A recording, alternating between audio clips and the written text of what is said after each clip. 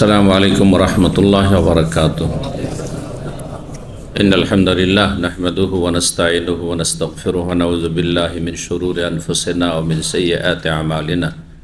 मन यहदिहिल्लाहु फला मुदिल्ल लहु व मन युद्लिल फला हादिय लहु व अशहदु अन ला इलाहा इल्लल्लाहु वहदहु ला शरीका लहु व अशहदु अन्ना मुहम्मदन अब्दुहु व रसूलुहु सल्लल्लाहु तआला अलैहि व अला आलिहि व सहबिहि व सल्लम तस्लीमन कसीरा। अम्मा बाद फ़क़द क़ाल इमामुल बुख़ारी रहमहुल्लाहु तआला बाबु तज़वीज़िल मौसिरी अल्लज़ी माहुल क़ुरआन वल इस्लाम फ़ीहि सहल इब्न सअद अन नबी सल्लल्लाहु अलैहि वसल्लम क़ाल हद्दसना मुहम्मद इब्न मुसन्ना क़ाल हद्दसना यहया क़ाल हद्दसना इस्माईल हद्दसनी क़ैस अन इब्न मसूद रज़ियल्लाहु अन्हु क़ाल कुन्ना नग़ज़ू मअ नबी सल्लल्लाहु अलैहि वसल्लम लैसा लना निसा फ़क़ुलना या रसूलल्लाह अला नस्तख़्सी ফানাহানা আন যালিক। সম্মানিত ভাতৃমণ্ডলী, আল্লাহ রাব্বুল আলামিনের প্রশংসা এবং প্রিয় নবী সাল্লাল্লাহু আলাইহি সাল্লামের উপর সালাত ও সালামের পর জুমাবার 13 শাওয়াল 1446 হিজরি মোতাবেক 11 এপ্রিল 2025 আমাদের ধারাবাহিক আলোচনা সহিহুল বুখারীর বিবাহ পর্ব নম্বর 3। এর আগে দুটো পর্ব হয়েছে গত দিনগুলিতে। আজকে পর্ব নম্বর 3 আমাদের বিষয়বস্তু ইমাম বুখারী রাহিমাহুল্লাহর কিতাবের বিবাহ শাদী সম্পর্কে। ইমাম বুখারী রাহিমাহুল্লাহর এই বিয়ে পর্বের অধ্যায় নম্বর 6 বলছেন, তাতে বিষয়বস্তু বাবু তাজওয়ীজিল মৌসির। এই অধ্যায় হচ্ছে অভাবী দরিদ্রের বিয়ে শাদী দেওয়া, কোনো অভাবী ব্যক্তির বিয়ে করা এবং তার সাথে বিয়ে দেওয়া। তাজাওয়াজা মানে বিয়ে করা আর তাজওয়ীজ মানে বিয়ে দেওয়া। তো অভাবী মৌসির, যার আর্থিক সংকট রয়েছে, ঔসর থেকে, ঔসর মানে কঠিন, ইন্নামা আল ঔসরে ইউসরা, ঔসর থেকে, আর ইউসর মানে সহজ। তাজওয়ীজুল মৌসির, যার হাত টানাটানি, অর্থাৎ অভাবী দরিদ্র গরিব দুস্থ ব্যক্তি, যার কিছু নেই, একেবারে অভাবী, তার কি বিয়ে দেওয়া যাবে? মানে তাকে মেয়ে দেওয়া যাবে, তাকে বোন দেওয়া যাবে, অথবা মুসলিম সমাজের কোনো মেয়ের বিয়ে দেওয়া কি দায়িত্বশীলদের জন্য জায়েজ হবে? যদি আল্লাযী মাহুল কোরআন, তার কাছে কোরআনের জ্ঞান থাকে, সে কোরআনের আলেম অথবা কোরআনের হাফেজ, আংশিক অথবা পুরোপুরি, কোরআনের কারি, কোরআন সম্পর্কে অভিজ্ঞ। আর সবচেয়ে বেশি শ্রেষ্ঠ ওই ব্যক্তি যে ব্যক্তি কোরআনের অর্থ সহ বুঝে। শুধু কোরআনের হাফেজ হওয়া বড় ফজিলতের কাজ না, এটা আমাদের বেদাতি সমাজের আলেমরা ভুল শিক্ষা দিয়েছে। কারণ যেই ব্যক্তি শুধু স্যাম্পল হাফেজ হলো, অথচ অনারব, তার মাতৃভাষাও না, কিছুই বুঝে না, ও কোরআন থেকে কিভাবে আলোকিত হবে? আপনাদেরকে যদি উদাহরণ দেওয়া হয়, আপনারা কোম্পানিতে কাজ করেন আর নোটিশ বোর্ডে মাঝে মাঝে নোটিশ লাগে ছুটির, হ্যাঁ তাই না? নোটিশ লাগলো যে এই ছুটি, এটা হচ্ছে তোমার কিসের জাতীয় দিবস, ন্যাশনাল দিবসের ছুটি, তো এটা হচ্ছে ফাউন্ডেশন দিবসের ছুটি, তো এটা হচ্ছে তোমার ঈদের ছুটি, এতদিন এই অমুক বোনাস, এই সেই, এদের কি করা হয়েছে, এখান থেকে বহিষ্কৃত করা হয়েছে ইত্যাদি, মুক্তমুখ। আর আরবি ভাষায় লেখা আছে, আরবি ভাষায় নোটিশ লেখা হয়েছে। তো সেটা পড়ে নেওয়া যথেষ্ট কি? হ্যাঁ, যদি আপনি পড়তে পড়তে ব্রেন ভালো, যদি নোটিশটা গোটায় মুখস্থ করে নেন কিন্তু অর্থ না বুঝেন, যথেষ্ট? কি বুঝলেন? বুঝতে পারলেন কিছু? গোটা নোটিশটাই মুখস্থ করেন, 3-4 লাইন যা লেখা সব মুখস্থ করে দিয়েছেন, কিছু বুঝবেন? লাভ হবে কিছু? কিছু লাভ হবে না। কি কোম্পানি এখানে নোটিশ দিয়েছে না দিয়েছে? তো আল্লাহ রাব্বুল আসমানি সিলেবাস নোটিশ যে এগুলি করলে জান্নাত পাবে আর এগুলি করলে জাহান্নাম পাবে। হারাম কাজ করলে, হারামে জড়িয়ে গেলে এগুলি হারাম, নিষিদ্ধ, সুতরাং জাহান্নাম। এটাই না কোরআনের বিষয়বস্তু? হ্যাঁ, জান্নাতের রাস্তা আর জাহান্নামের রাস্তা। তো শুধু শুধু হাফেজ হয়ে গেলে তার আকাশ ছোঁয়া ফজিলত, এসব শুনে আছেন, জালজয়ীফ হাদিসের উপর নির্ভর করে আর তার ব্যাখ্যা ভুল করে। হ্যাঁ, যে ব্যক্তি কোরআন পাঠ করলো মানে অর্থ বুঝে করলো, এটা হচ্ছে আসল। দুনিয়াতে কোনো কিতাব বিনা বুঝাতে পড়া হয়, দুনিয়ার সমস্ত কিতাব একদিকে রাখেন, কোরআন একদিক। দুনিয়ার এমন কোনো বই পুস্তক আছে, যে কোনো ভাষায় হোক না কেন, বিনা বুঝায় পড়া হয়? আছে?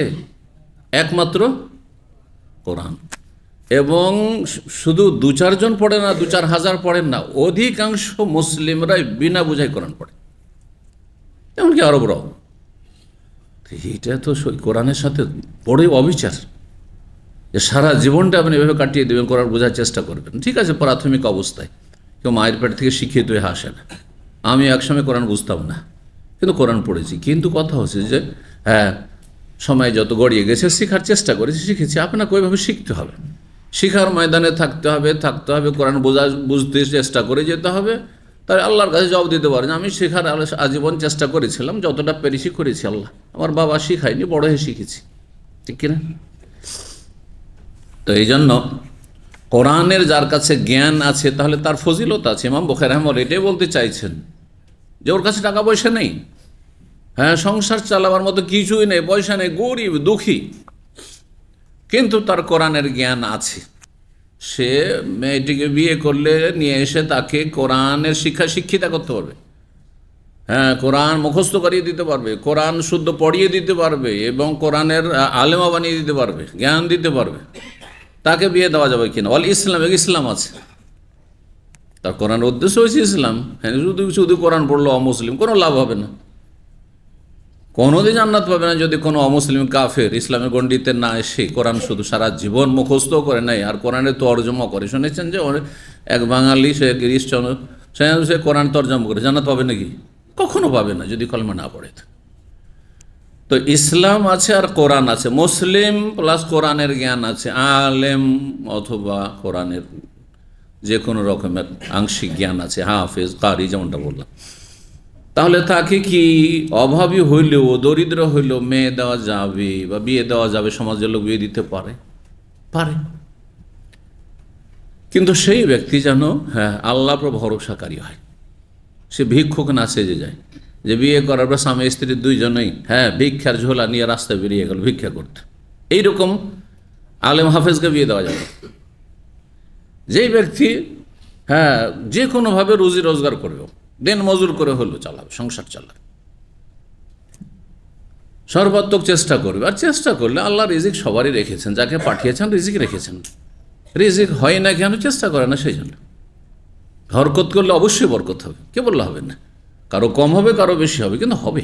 জি, তো এক কথাই ইমাম বুখারী প্রমাণ করতে চাইছেন যে একজন মানুষ ইসলামের দ্বারা সম্মানিত, কোরআনের জ্ঞানের দ্বারা সম্মানিত, সুতরাং পয়সা না থাকলেও, সংসার চালানোর মতো তার আর্থিক অবস্থা না থাকলেও তাকে বিয়ে দিতে পারেন, মেয়ে দিতে পারেন। দেওয়া জরুরি নয়।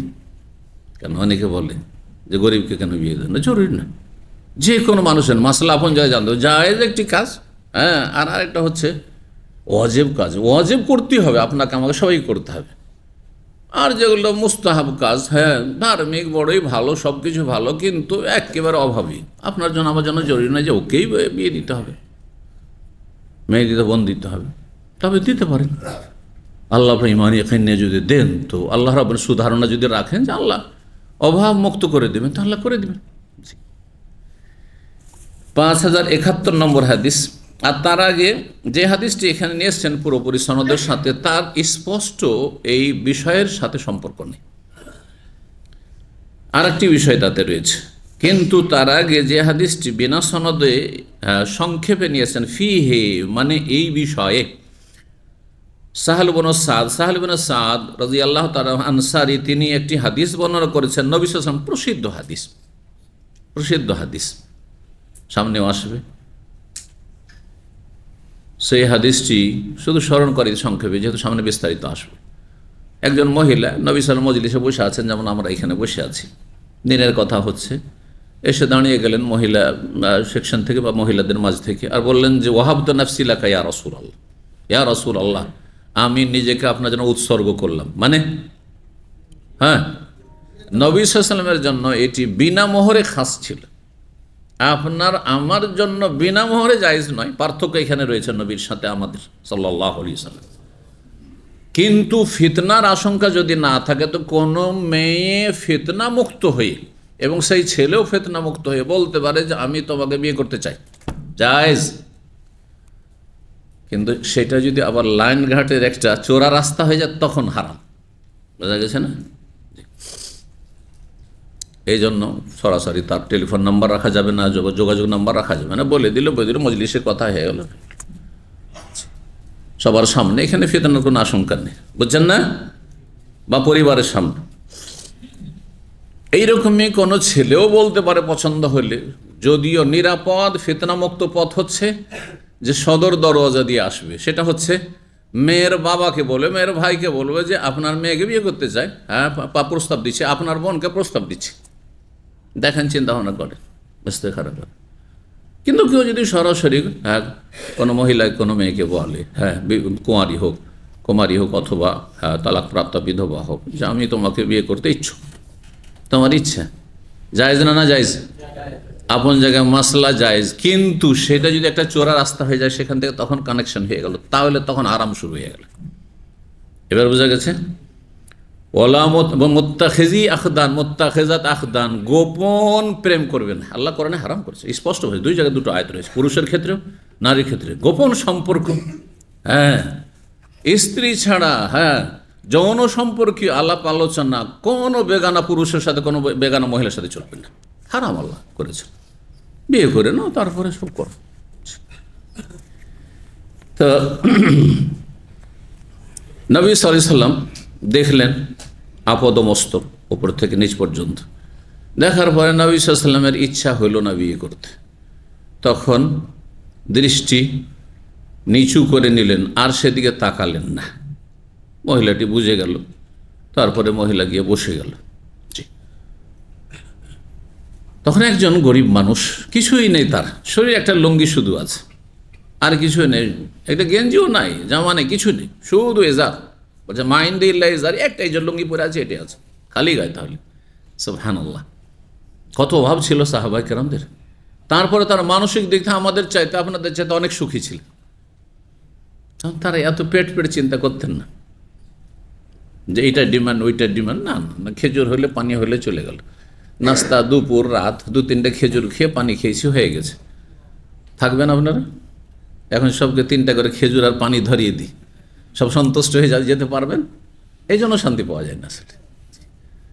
এরকম মানসিক যদি প্রস্তুতি থাকে যে আমি যে কোনো পরিস্থিতি এরকম থাকতে পারবো, শুধু ভাত আমি খেয়ে থাকতে পারবো, লবণ ভাত, শুধু লবণ রুটি খেয়ে থাকতে পারবো যে কোনো পরিস্থিতি, তাহলে কোনো অশান্তি হবে না। আল্লাহ যেখানে রাখেন ওখানে সুখী হবেন। কিন্তু যখন ওপরে উঠে গেছে আর নিচে নামতে পারছেন, এটা হচ্ছে বড় অশান্তির কারণ। আজকাল অধিকাংশ মানুষের অশান্তির কারণ হচ্ছে এটি। তো কি বলছিলাম, একজন ওই সাহাবী বলছেন, জৌওয়াজিনি ইয়া রাসূলুল্লাহ ইন লাম তাকুন লাকা হাজা, যদি আপনার প্রয়োজন না থাকে, বিয়ে করতে না চান, তাহলে আমার সাথে বিয়ে দিয়ে দেন, আমার সাথে বিয়ে দিয়ে দেন। এই যে বিয়ে দিয়ে দেন বলেন, জি। নবী সাল্লাল্লাহু আলাইহি ওয়াসাল্লাম হচ্ছেন শাসক, আর সুলতান ওলি মাল্লা ওয়ালি আল্লাহ, কারো যদি ওলি অভিভাবক না থাকে তো তার অভিভাবক হচ্ছে সরকার, শাসক বা শাসকের প্রতিনিধি, আদালত অথবা রেজিস্ট্রার কাজী। কিন্তু খেয়াল খুশি না, অভিভাবক থাকতে চলবে না। অভিভাবক আছে আর গোপনে পালিয়ে চলে গেল মেয়ে, হ্যাঁ উধাও হয়ে গেল, আর কোর্ট ম্যারেজ করলো, হারাম এটি, এ বিয়ে হবে না, বাতিল যা হচ্ছে দেশে। তো তারপরে নবী সাল্লাল্লাহু আলাইহি ওয়াসাল্লাম বলে, মোহর নিয়ে আসো কিছু, মাইন্দিল্লাহ ইজারি, ওই যে ও লুঙ্গি ছাড়া কিছু নেই। তখন নবী সাল্লাল্লাহু আলাইহি ওয়াসাল্লাম লুঙ্গি দিয়ে দিলে তুমি কি থাকবে, বিবস্ত্র? লুঙ্গিটা দিয়ে দেওয়ার পরে লুঙ্গ থাকবে, যাও বাড়ি যাও, কিছু খুঁজো। বলছে বাড়িতে কিছু নেই ইয়া রাসূলুল্লাহ, ইলতামিস ওয়ালাউ খাতাম মিন হাদিদ, একটা লোহার আংটি হলেও খুঁজে নিয়ে এসো। বাড়ি গিয়ে তন্ন করে খুঁজলো, লোহার আংটি, স্বর্ণ না চাঁদিও না, কিছুই না, হ্যাঁ তাও খুঁজে পেল না। তাহলে কত অভাব ছিল চিন্তা করেন, কিছুই ছিল না বাড়িতে। ফিরে আসলাম যে কিছুই নেই ইয়া রাসূলুল্লাহ। নবী সাল্লাল্লাহু দেখলেন যে এ তো আর বিয়ে করতেও পারছে না, যুবক ছেলে, আর বিয়ে করা যে কত নেশা হয়েছে। নবী সাল্লাল্লাহু সামনে মজলিস ভরা, মজলিস বলছে আল্লাহ ইয়া রাসূলুল্লাহ আমার বিয়ে দিয়ে দেন। তখন কি বলছে, হালমা কাশাই মিনাল কোরআন, কিছু কোরআন মুখস্থ আছে? বলছে হ্যাঁ, সূরা তো কাজা কাজা অমুক অমুক অমুক অমুক সূরা, এতটি সূরা মুখস্থ আছে। নবী সাল্লাল্লাহু বললেন যে ফাকাদ যাওয়াজতুকা মিনাল কোরআন, তোমার সাথে যে কোরআন মুখস্থ আছে, কোরআন আছে, কোরআনে জ্ঞান আছে, ওইটির বিনিময়ে দিয়ে দিলাম বিয়ে, ফাআল্লেমহা, যাও তাকে শিখিয়ে দাও। তাহলে বোঝা গেল যে মোহরের জন্য সম্পদ হইতে হবে, টাকা হইতে হবে, জমি জায়গা হইতে হবে আবশ্যক না, কোনো উপকারও হইতে পারে। কোনো উপকার যদি করিয়ে দেন সেটাই কি হইতে পারে? মোহর হইতে পারে। এটি মাসলা এই হাদিস থেকে স্পষ্ট হয়।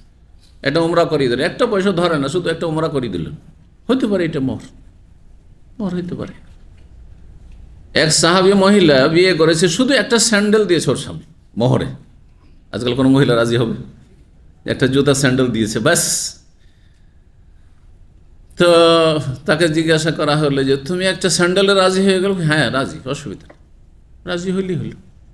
মেয়ের অভিভাবক মিলে, অভিভাবক যদি থাকে, যদি রাজি হয় যে আমি একটা স্যান্ডেলে বিয়ে করবো, অসুবিধা, আমাকে কোরআন শিখিয়ে দিবে শুধু, অসুবিধা নেই, জায়েজ আছে। উপকার করতে হবে, দুনিয়া কিছু শিখিয়ে দেবে, আমাকে একটা কম্পিউটার শিখিয়ে দিবে, জায়েজ আছে। তো এই ছিল হাদিস। এক কথায় অভাবীর বিয়ে নবী সাল্লাল্লাহু আলাইহি ওয়াসাল্লাম কি করেছেন? দিয়েছেন। কিসের বিনিময়ে? ছিল সে মুসলিম আর ছিল সে কোরআনের জ্ঞানী। ওই হচ্ছে সালিম বিন সাদের হাদিস। 5071 নম্বর হাদিস। হাদিস ইবনে মাসউদ রাদিয়াল্লাহু তাআলা আনহু বলছেন, কুন্না নাগজু মা নবী সাল্লাল্লাহু আলাইহি ওয়াসাল্লাম। ইবনে মাসউদ বলছেন, আমরা নবী সাল্লাল্লাহু আলাইহি ওয়াসাল্লামের সাথে যুদ্ধের ময়দানে থাকতাম, অনেক জিহাদ করেছি, বদর, উহুদ, খন্দক, খায়বার, তাবুক করেছি। লাইসা লানা নিসা, কিন্তু আমাদের স্ত্রী ছিল না, এত অভাব ছিল যে বিয়ের ক্ষমতা ছিল না প্রথম দিকে, বিশেষ করে লাইসা লানা, আমাদের বিবি ছিল না, স্ত্রী ছিল না। ফাকুলনা, তখন আমরা বললাম, ইয়া রাসূলুল্লাহ, হে আল্লাহ রসুল। বিভিন্ন দেশে মদিনার বাইরে যখন চলাফেরা করছেন তো কাফের সমাজে অতিক্রম করতে হচ্ছে, বিভিন্ন জায়গায় খোলামেলা হয়তো মহিলাও আছে, চোখে পড়ছে, তাহলে ফিতনার আশঙ্কা আছে একজন যুবকের জন্য। কেমন করে এই চোখের গুনাহ থেকে বাঁচবো? বিয়েও করতে পারছি না, বলে আলা নাস্তাখসি, ইয়া রাসূলুল্লাহ, আমরা কি খাসি হয়ে যাব না?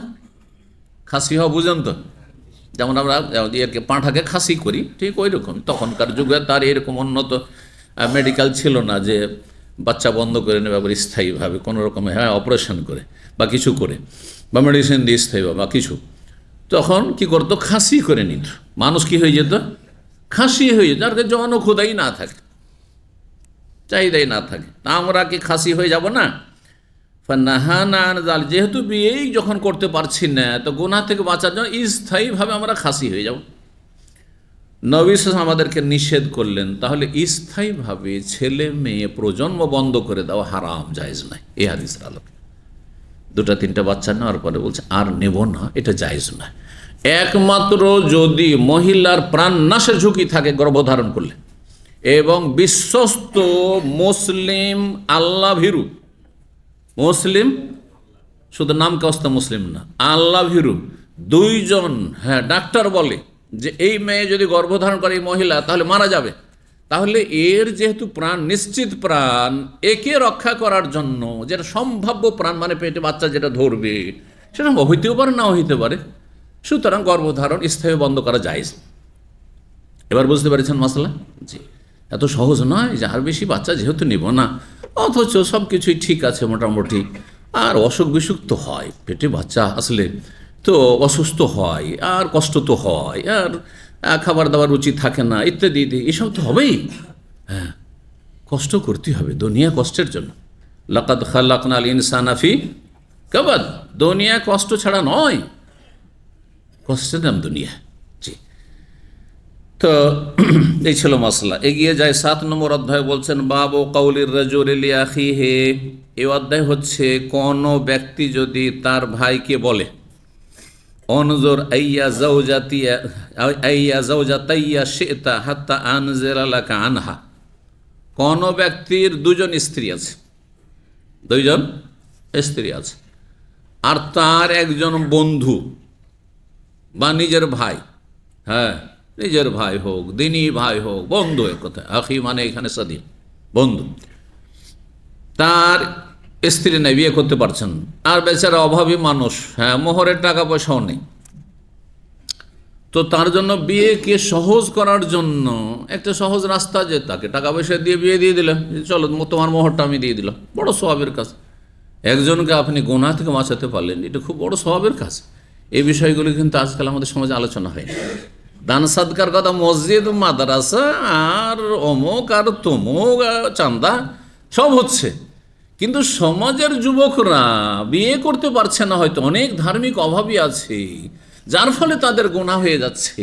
এই গুনাহ থেকে বাঁচানো যে ফরজ, সমাজের একটা ফরজ দায়িত্ব, ফরজে কিফায়া, এই ফরজ দায়িত্ব আদায় করছেন না।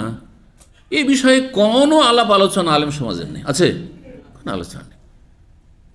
সৌদি আরবে বেশ কিছু সংস্থা আছে, সৌদি আরবে আপনাদের অবগতির জন্য বলছি, বেশ কিছু সংস্থা আছে। কারণ এই দেশে বিয়ে করাটা চারটে কথা না।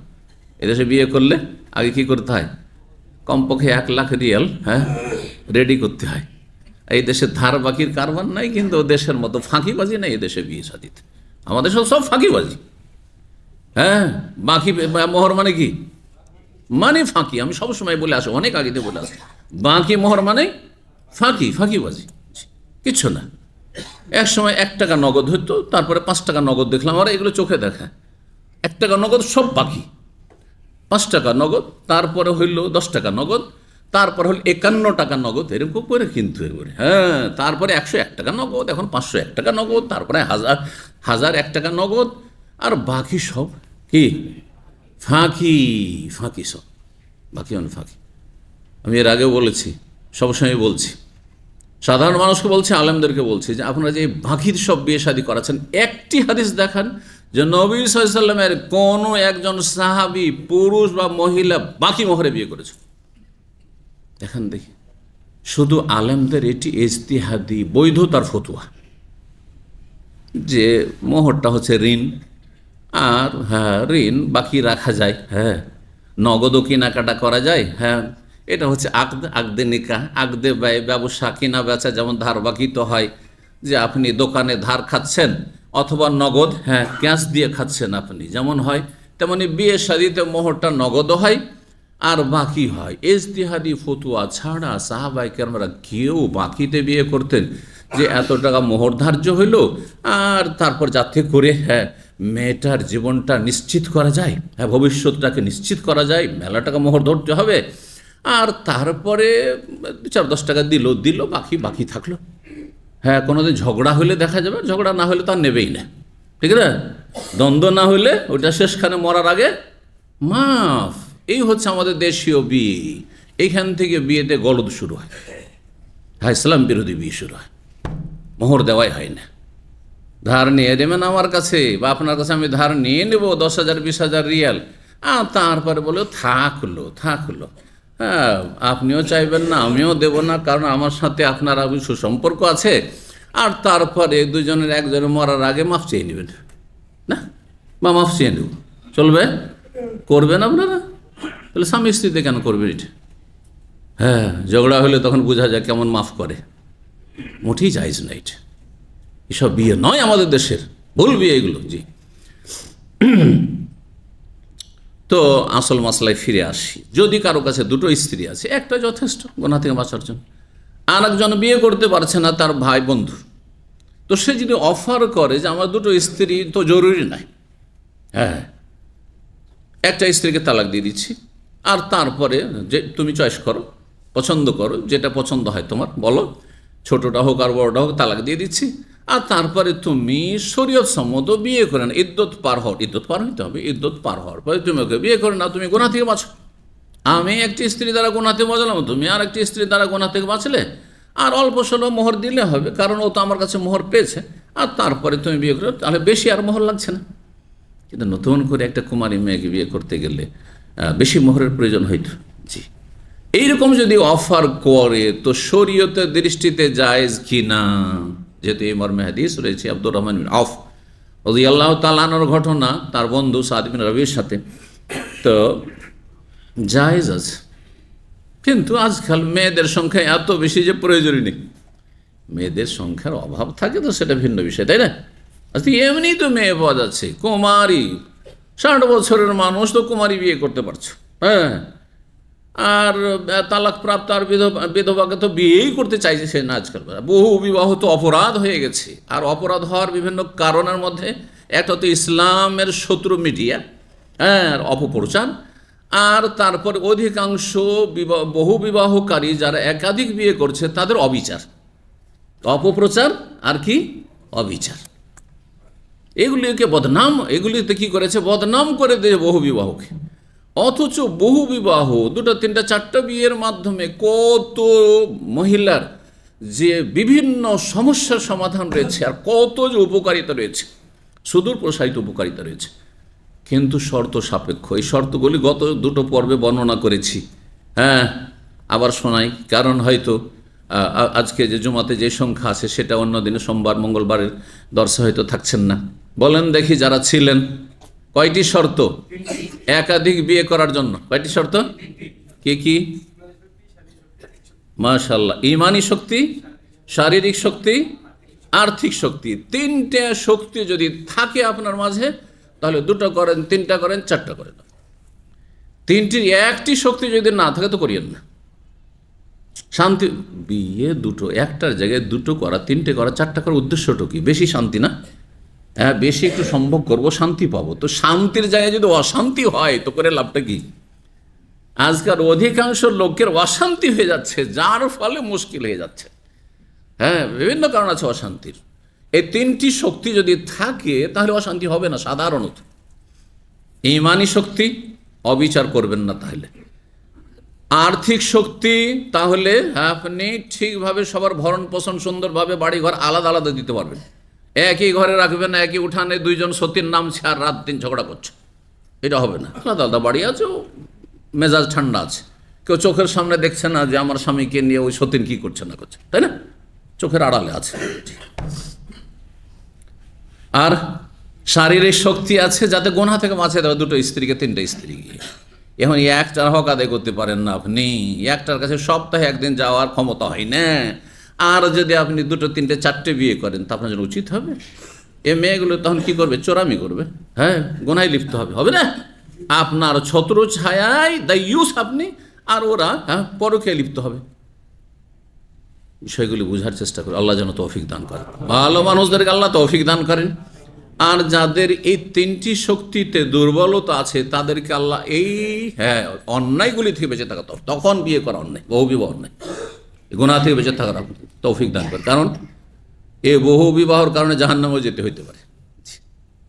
জালেম জুলুম করেছেন, হক আদায় করেননি, আপনার ছত্র ছায় আপনি দায়ুস হয়েছেন, আর বসে পরকীয়ায় লিপ্ত হয়েছে, জেনায় লিপ্ত হয়েছে, হ্যাঁ, অন্যের সাথে প্রেম করেছে, আর ঢাকা পড়েছে, গর্ভধারণ করলো আপনার নামে চলে যাচ্ছে, গর্ভধারণ অন্য জায়গা থেকে করেছে, নাউযুবিল্লাহ মিন যালিক, সব গুনাহগুলো উঠিতে হবে না? জাহান্নামে যেতে হবে না? 5072 নম্বর হাদিস। তার আগে একটি হাদিস দেখে ইঙ্গিত করেছে বিনা সনদে, রাওয়াহু আব্দুর রহমান বিন আউফিন।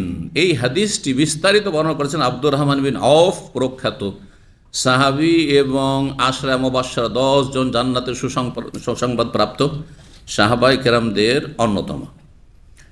হাদিস বর্ণনা করছেন আনাস রাদিয়াল্লাহু তাআলা আনহু, বলছেন কাদেমা আব্দুর রহমান বিন আউফিন, নবী সাল্লাল্লাহু আলাইহি ওয়াসাল্লাম যখন হিজরত করে আসলেন সেই সময় সাহাবায়ে কেরাম আগে পরে সব হিজরত করলেন। অল্প কিছু সাহাবায়ে কেরাম আগে চলে এসেছিলেন, নবী সাল্লাল্লাহু আলাইহি ওয়াসাল্লামের সাথে এসেছেন। নবী সাল্লাল্লাহু আলাইহি ওয়াসাল্লামের পরে হিজরত শুরু হয়ে যায় সাহাবায়ে কেরামদের, যারা মক্কায় ছিলেন। আব্দুর রহমান বিন আউফ যেহেতু মুহাজির ছিলেন, মক্কার লোক ছিলেন, তিনি আসলেন কোথায় আসলেন? মদিনা হিজরত করে আসলেন। ফাআখান নবী সাল্লাল্লাহু আলাইহি ওয়াসাল্লাম বাইনাহু বাইনা সাদ ইবনে রাবিল আনসারী, নবী সাল্লাল্লাহু ভ্রাতৃত্ব বন্ধন স্থাপন করে দিলেন তার মাঝে এবং সাদ ইবনে রাবি আনসারী রাদিয়াল্লাহু তাআলা আনহু মাঝে।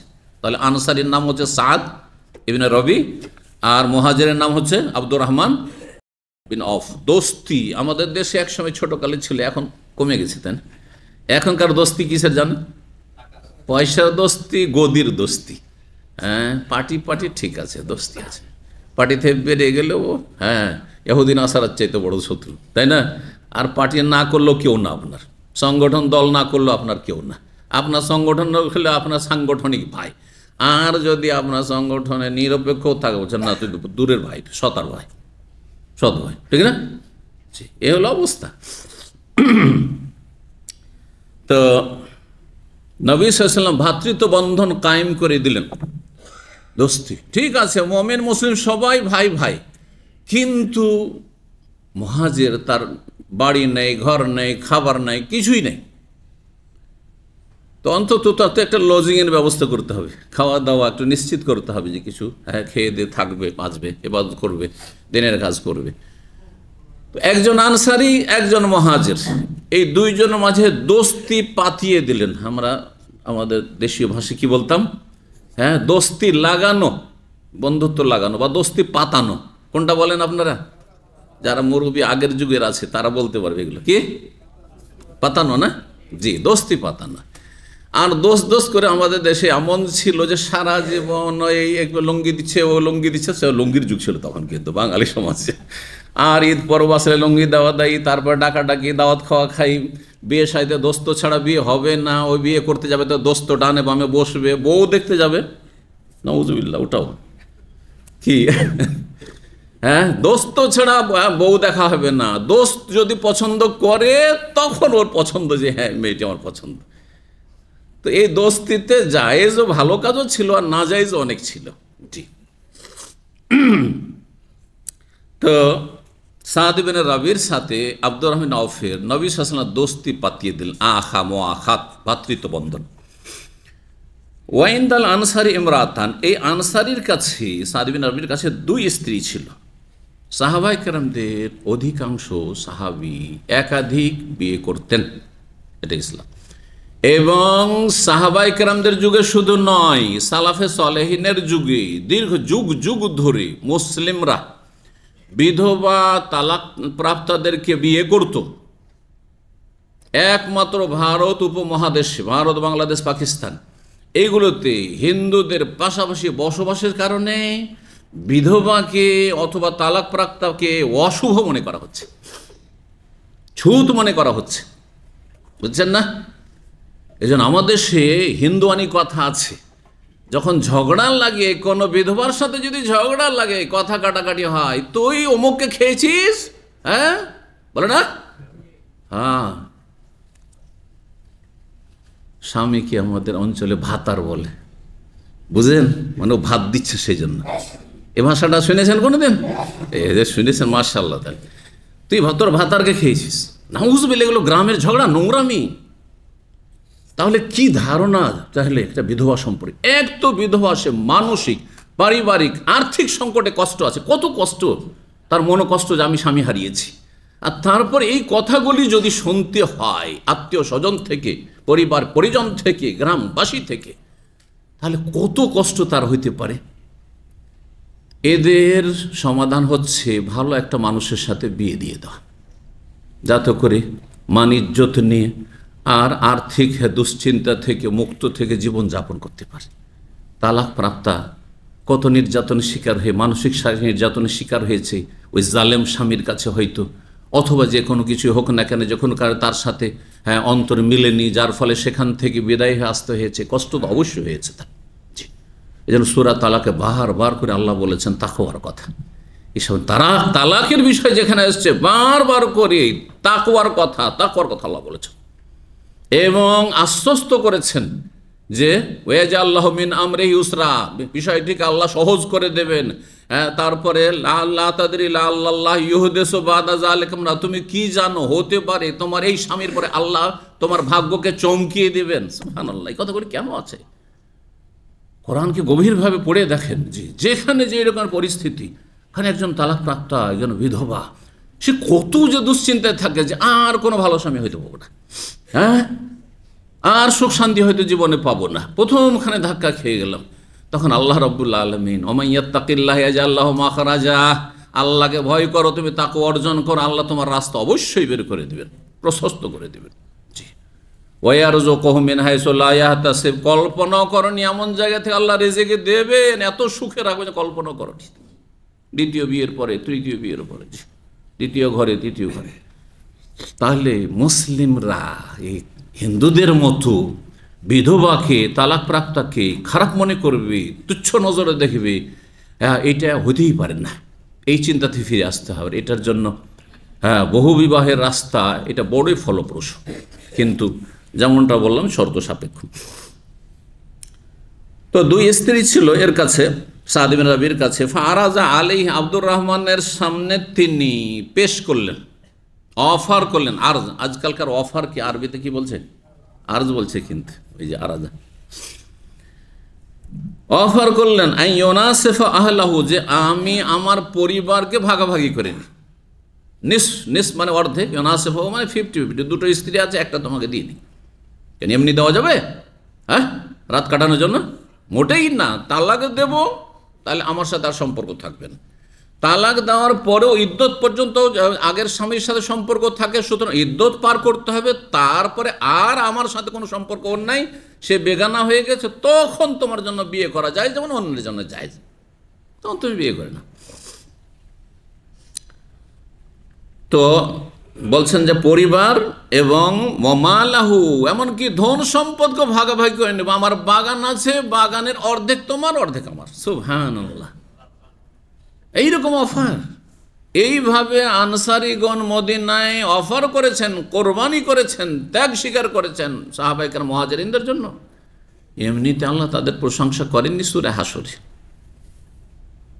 আল্লাহ স্পেশাল তাদের সম্পর্কে আয়াত নাজিল করেছেন। ফাকালা, তখন আব্দুর রহমান বলেন, হ্যাঁ, আব্দুর রহমান কি সুযোগের সন্ধানী ছিলেন? হ্যাঁ, ওঁত পেতেছিলেন যে এইরকম অফার আসলে ছাড়াছাড়ি নেই নাকি? আজকাল দোকানপাটে যখন অফার আসে, কি যে ভিড়ভাড়, ওই 2 টাকা বাঁচাবার জন্য। জি, ফাকালা বললেন, বারাকাল্লাহু লাকা ফি আহলিকা ওয়া মালিকা, আপনি অফার করলেন, ভালো কথা, আপনার অন্তর ভালো, কিন্তু আমি চাই না। আল্লাহ আপনার পরিবার এবং আপনার ধন সম্পদে বরকত দান, আপনার জমি জায়গাও চাই না, খেজুর বাগানও চাই না, আর আপনার বিবিও চাই না। আপনি 2টো স্ত্রী নিয়ে থাকেন, আর আপনার ধন সম্পদ বাগান আপনার কাছে থাকুক। দুল্লুনি আলা সুক, তবে আমি নতুন মানুষ, কিছুই চিনি না মদিনার, কোথায় কি আছে না আছে, আমাকে বাজারটা একটু দেখিয়ে দেন। দুল্লুনি মানে রাস্তা বাতলিয়ে দেন, দাল্লা ইয়াদুল্লু, দিক নির্দেশনা দেওয়া। আমাকে বাজার হাটের রাস্তা দেখিয়ে দেন, যে মদিনার হাট বাজার কোথায় আছে। আমরা মক্কার লোক, ব্যবসায়ী, যাবো, হ্যাঁ, বাজারে, আশা করি আল্লাহ রিজিক দেবেন। ফাতাস সুক, বাজারে আসলেন আব্দুর রহমান বিন আউফ, তাকে দেখিয়ে দিলেন অমুক জায়গায় বাজার আছে। ফারাবিহা শাইয়্যাম মিন আকিতিন ওয়া শাইয়্যাম মিন সামার, প্রথম দিনই লাভবান। মানুষের সৎ নিয়তের উপর আল্লাহ বরকত দেয়।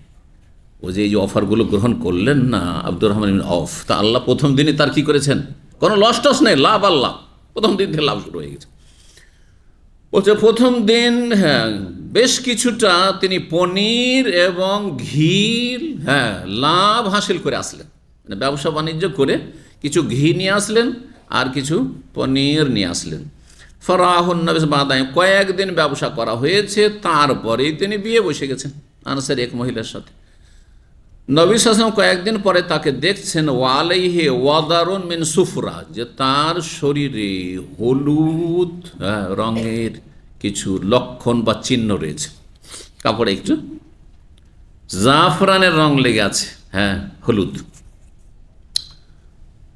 জাফরানের রং লেগে আছে থেকে কেউ মনে করে যে না, বিয়ের সময় ছেলেকে হলুদ মাখাইতে হবে, না, এমন কথা নেই আসলে। হ্যাঁ, এমন কথা নয়। আরবদের মাঝে জাফরানের ব্যবহার ছিল। হ্যাঁ, আর জাফরান স্ত্রীরা তাদের সৌন্দর্য বাড়ার জন্য ব্যবহার করত। স্ত্রী যদি, হ্যাঁ, কোনো মেকআপ করে থাকে আর আপনি তার সাথে কাছাকাছি হন, হ্যাঁ, তার গায়ে গা লাগে, তো আপনার কাপড়ে লাগতে পারে না? লাগতে পারে না? পারে না? ওইভাবে লেগেছিল। এই নয় যে হলুদ মাখতে হবে। আচ্ছা, হলুদ যদি নিজে একটু নিল আর মেখে নিল, ঠিক আছে, এতটা না হয়। কখন ওইটা, যেই যুগে এইসব ক্রিম ফিরিম ছিল না, তখন হয়তো শরীরটাকে একটু উজ্জ্বল করার জন্য হলুদের প্রয়োজন ছিল। এখনও কি প্রয়োজন আছে নাকি? তারপরে যদি মনে করেন না হলুদের পরম্পরায় চলে আসছে, একটু নিব, তো ছেলে একটু নিবে, নিজেই একটু গায়ে মেখে নেবে, হয়তো মেয়ে একটু নিবে, নিজেই মেখে নেবে। কিন্তু হলুদের অনুষ্ঠান, এটা হিন্দুদের থেকে। হ্যাঁ, তারপরে হলুদের শাড়ি কাপড় আলাদা, কি কি রঙের আছে ওগুলো আপনারা বেশি জানেন। হ্যাঁ, এক সময় মনে হয় সাদা কাপড়ে হয়তো, এখন মনে হয় হলুদের, হ্যাঁ, হলুদের জন্য হলুদ রঙের কাপড় শুরু হয়েছে নাকি? সুবহানাল্লাহ। সব এগুলো বিজাতি কাফেরদের তাহজিব সাকাফত, সংস্কৃতি সভ্যতা। আপনি কাফেরদের অনুকরণ করবেন আর বলবেন যে আল্লাহ আমাদেরকে কেন সম্মান দিচ্ছেন না, কেন আমরা ইহুদির কাছে মার খাচ্ছি, কেন হিন্দুর কাছে মার খাচ্ছি? খেতে হবে, তাদের গোলাম তো খাবেন না। মান তাশাব্বাহা বিকওমিন ফাহুয়া মিনহুম, যে জাতি যেই জাতির অনুসরণ করবে, সদৃশ্যতা অবলম্বন করবে, তাদের দলে সামিল হবে, তাদের মধ্যে গণ্য হবে। আর এই নাজায়েজ হাদ্দেস ওয়ালা হারাজ, এই নাজায়েজ যদি বলতে থাকেন, হ্যাঁ সময় শেষ হয়ে যাবে। হ্যাঁ, বেগানা যুবক ছেলেরা, খালাতো ভাই, মামাতো ভাই, ফুফাতো ভাই, দোলা ভাই, সবাই এসে কি করছে? হ্যাঁ, ওই যুবতী মেয়েটিকে, পাত্রীকে কি করছে? হ্যাঁ, হলুদ মাখাচ্ছে। আর তারপরে ছেলেটাকে, হ্যাঁ, সবাই এসে হলুদ মাখাচ্ছে। হ্যাঁ, যুবতীরা এসে হলুদ মাখাচ্ছে। নাউযুবিল্লাহ। আর শুধু তাই নয়, কাদা মাখামাখি চলছে, আছে না নেই? চিন্তা, এরা মুসলমান? এগুলো কিসের ইসলাম? এগুলো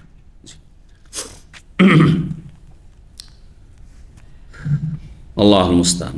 কালা মাহিয়াম, নবী সাল্লাল্লাহু আলাইহি ওয়াসাল্লাম যখন দেখলেন, বুঝলেন যে এ জাফরানের রং একটু কাপড় টাপড়ে লেগে আছে, তার মানে এ কোনো মহিলার কাছাকাছি হয়েছে। হ্যাঁ, তো বললো মাহিয়াম মানে মা শানুকা, কি ব্যাপার স্যাপার? হ্যাঁ, মা শানুকা মানে কি ব্যাপার, কি খবর? ইয়া আব্দুর রহমান, হে আব্দুর রহমান। ফাকালা, তখন তিনি বললেন, তাজাওয়াজতু আনসারিয়াতান, একটি আনসারি মহিলাকে বিয়ে করেছি। কালা ফামা সুখতা, কি তুমি তাকে মোহরে দিয়েছো? তাহলে বোঝা গেল যে মোহরটা খুব জরুরি। যদি মোহর ফরজ, সেটা নগদ দেওয়াটাই সুন্নাত। এমনি মোহর ফরজ, নগদ দেওয়া সুন্নাত, নির্ধারিত করাও সুন্নাত। কেউ যদি নির্ধারিত নাও করে তো মোহরে মাসাল দিতে হবে, মোহরে মিসল দিতে হবে, মাহরে মিসল দিতে হবে। মাহরে মিসল মানে ধরেন একটা লোক বিয়ে করে না, যার মোহর বাঁধেনি, ধার্য করেনি, তো কত মোহর দেবে? দেবে যে ওর বোনের কত মোহর আছে, হ্যাঁ, ওর পরিবার, ওই বংশে কত মোহর আছে, যেই সমাজে বিয়ে করে সেই সমাজে কতটা মোহরের প্রচলন আছে। সৌদি আরব হলে সৌদি আরবের মতো, হ্যাঁ, আর দেশে হলে দেশের মতো, ইউরোপে আমেরিকাতে হলে ওখানকার মতো। এই নয় যে সব দেশে একই রকম মোহর থাকবে। জি, মোহরে মাসল মিসল। কিন্তু যদি মোহর ধার্য করে দেন তো অসুবিধা নেই। সৌদি আরব আপনি 10 রিয়াল মোহর ধার্য করতে পারেন, অসুবিধা নেই। হ্যাঁ, বাংলাদেশে 5 লাখ টাকা ধার্য করতে পারেন। হ্যাঁ, সম্মতি হইল ওর দুই পক্ষের, জবরদস্তি নাই, পোষাচ্ছে না। অনেক মূর্খ লোকেরা বলে যে 5 লাখ টাকা জবরদস্তি কাবিন বেঁধে দিয়েছে, তা আমি করব কি? তো আপনাকে কে বলেছে ওকেই বিয়ে করতে হবে? ওর সাথে মিলল না, আপনি অন্য জায়গায় সওদা করবেন। বোঝা গেছে না? একটা দোকানে ঢুকলাম, কাপড় কিনবো, দাম বেশি চাইছে, বা মোবাইল কিনবো, দাম বেশি লাগছে, আমি চলে যাব, গিয়ে অন্য দোকানে দেখবো। এটা বোঝা গেছে কিনা? ঠিক ওই রকমই কোন একটা পরিবারে বিয়ের জন্য গেলেন, যাওয়ার পরে দেখেছি 5 লাখ টাকা মোহর, বাকি রাখেন কিন্তু 5 লাখ 10 লাখ। বলছে আমাদের পোষাইল না, চললাম অন্য জায়গায়, যেখানে দেখবো যে 50,000 আর নগদে, সেখানে করব। জি, তলাশ করেন, পাবেন, অবশ্যই পাবেন। জি, কিন্তু এটা বাহানা নয়, চলবে না যে আমি রাজি ছিলাম না কিন্তু তারা লিখে দিয়েছে। তো আপনাকে কে বলেছে বিয়ে করতে? ওখানে আপনার জন্য বিয়ে করাই ঠিক হয়নি। যেখানে মোহরে আপনি রাজি না, সম্মতি নেই আপনার, তো আপনি ওখানে কেন বিয়ে করবেন? আপনি যাইছেন আপনার জন্য ওখানে বিয়ে করেন। আল মুসলিমুন আলা শুরুতে, যে কন্ডিশনে আপনি সাইন করে দিয়েছেন ওটাই আপনার মোহর। রাজি না এখন বললে চলবে না, আপনি বুঝে সুঝে সাইন করেছেন, 5 লাখ টাকা মোহর লিখা আছে আর আমি ওটা সাইন করছি। কি দিয়েছো তুমি? কালা ওয়াজনা নাওয়াতি মিন যাহাব। জি, খেজুরের একটি বিচি পরিমাণ, আঁটি পরিমাণ স্বর্ণ। যাহাব মানে স্বর্ণ, আর নাওয়াতন মানে বিচি, আঁটি। একটা খেজুরের বিচি যতটা থাকে ততটা পরিমাণ ওজনের কি দিয়েছি? স্বর্ণ দিয়েছি। কালা রাসূল বললেন যে ওয়ালিমা, যে ওয়ালিমা তো করিনি। আউলেম ওয়ালাবে সাতিন, কমপক্ষে একটা ছাগলও যদি হয় তাহলে কি করো? ওলিমা করো। তাহলে এটা সর্বনিম্ন ওলিমা নাকি? সাধারণ অবস্থায়, আর্থিক অবস্থা যদি সাধারণ হয় তাহলে সর্বনিম্ন এটা। কিন্তু একেবারে গরিব যদি হয় তো এর চাইতে কমও হইতে পারে, খেজুর দিয়ে ওলিমা হইতে পারে। বোঝা গেছে? কারণ নবী সাল্লাল্লাহু আলাইহি ওয়াসাল্লাম, সাহাবায়ে কেরামদের বিয়ে এমনও হয়েছে যে কয়েকটা খেজুর অথবা একটু পনির আছে, হ্যাঁ, আর আরও কিছু আছে, হয়তো ঘি আছে, এই সে আছে, রুটি, শুকনো রুটি আছে, চলো ওগুলোকে ভেঙে টেঙে ওইটি হয়ে গেল এর কি আপনার অলিমা, সেটা হইতে পারে। বুঝছেন না? অবস্থা বুঝে। তাহলে নবী সাল্লাল্লাহু আলাইহি ওয়াসাল্লাম এইখানে যে বলে কমপক্ষে একটা ছাগল আব্দুর রহমান এবং তার মতো আর্থিক অবস্থা যাদের, মানে সাধারণ সমাজের মানুষ, বড় ধনীও না, পয়সাওয়ালা নয়, আর একেবারে পথের ফকিরও নয়, তাদের জন্য একটা ছাগল কমপক্ষে করো, আর তার চাইতে ভালো 2-3টে ছাগল করো, না হলে গরু করো, না হলে উট করো, অসুবিধা নেই। 10-20টা উট করেন সচ্ছল মানুষ, কোনো অসুবিধা নেই। এর আগে বলেছি একবার মনে হয়, শেখ আইয়ুব রাহিমাহুল্লাহ তাআলা, তিনি বাংলা ভাষা জানতেন, উর্দু ভাষা জানতেন, যেহেতু তিনি বার্মার আরাকানের মানুষ ছিলেন এবং আমাদের সরাসরি ওস্তাদ না হইলেও আমাদের যুগে মদিনা ইউনিভার্সিটি তিনি ওস্তাদ, দাওয়া ফ্যাকাল্টি ছিলেন, আমরা হাদিসে ছিলাম। তো ওনার সাথে মাঝে মাঝে দেখা হইতো। তো আমরা যারা ইন্ডিয়া বাংলাদেশের, তাদের সাথে উনি বাংলা খুব ভালো বলতে পারতেন। বাংলা আবার ওই কক্সবাজারের বাংলা, মানে ওই আমরা ইয়ের বাংলা বল, যেটা বরমাইয়া বাংলা, মক্কাই যেটা চলে, তো ওটা বাংলা তো বিগৃহীত বাংলা, তাই না? তা উর্দু আমরা বুঝবো না, যেন উর্দু বলতেন উনি, যেহেতু করাচিতে বাল্য জীবনে ছিলেন। হ্যাঁ, জুলমের শিকার হয়ে বার্মার লোকেরা প্রথম আশ্রয় নেয় বাদশাহ ফয়সাল রাহিমাহুল্লাহর যুগে করাচিতে। হ্যাঁ, পাকিস্তান তখন অখণ্ড পাকিস্তান, 71-এর আগে, পূর্ব পাকিস্তান, পশ্চিম পাকিস্তান। আর তারপরে সেখান থেকে তারা উর্দু টুর্দু বাল্য জীবনে শিখে, আর সেখান থেকে তখন আরব দেশে চলে আসে, মক্কা মদিনায় বসবাস শুরু করে শেখ আইয়ুব রাহিমাহুল্লাহর বাবা। আর তারপরে আল্লাহ তাদেরকে নাগরিকত্ব দেন, মাশাআল্লাহ। তো দুনিয়া থেকে তিনি চলে গেছেন। তো তিনি দ্বিতীয় বিয়ে করেছিলেন আমরা যখন মদিনার ছাত্র, ওই সময় সেকেন্ড ম্যারেজ তার ছিল। তো শুনেছিলেন তাদের তিনি 15টি উট জবাই করেছিলেন। হ্যাঁ, এইরকম যারা সচ্ছল মানুষ, যে আমি 10টা উট করতে পারবো, অসুবিধা নেই, খাওয়ান আপনি, আমি 5000 লোককে খাওয়াবো, কোনো অসুবিধা আছে? খাওয়াতে পারবো আমি, তাহলে ঠিক আছে, অবস্থা বুঝে ব্যবস্থা। জি, তার এই ক্ষেত্রে বাধা ধরা কোনো পরিমাণ নেই যে এতটার বেশি আপনি করতে পারবেন না। হ্যাঁ, আপনার যে আর্থিক অবস্থা তাতে যদি বেশি বোঝা হয়, ঋণ কর্জা করে আপনি কি করছেন, ওলিমার দাওয়াত করছেন, তখন এটা জায়েজ নাই, তখন ঠিক নয়। ঋণের বোঝা নিতে যাবেন না, আপনি অবস্থা বুঝে ব্যবস্থা করবেন। আউলে মোলাবে সাতিন, একটি ছাগল হলো কি করো, অলিমা কর। 8 নম্বর অধ্যায় হচ্ছে বাবু মায়ুক রহমিনা তাবাত্তুলি ওয়াল খিসাই। এই অধ্যায় হচ্ছে যে শরীয়তের দৃষ্টিতে ঘৃণিত, মাকরু মানে কি ঘৃণিত, আমি বাংলায় এই জন্য তর্জমা করলাম, কারণ মাকরু বললে অনেকে হালকা মনে করে, কারণ ফেকার এমন একটা প্রভাব পড়ে আছে যে মকরু শুনলে কি মনে করে মানুষ, অসুবিধা নেই, চলবে, তাই না? এই জন্য যেটা খেতে চায় হারামটাকে মকরু বানিয়ে নিয়েছে ইন্ডিয়া, বাংলাদেশ, পাকিস্তানের লোকেরা।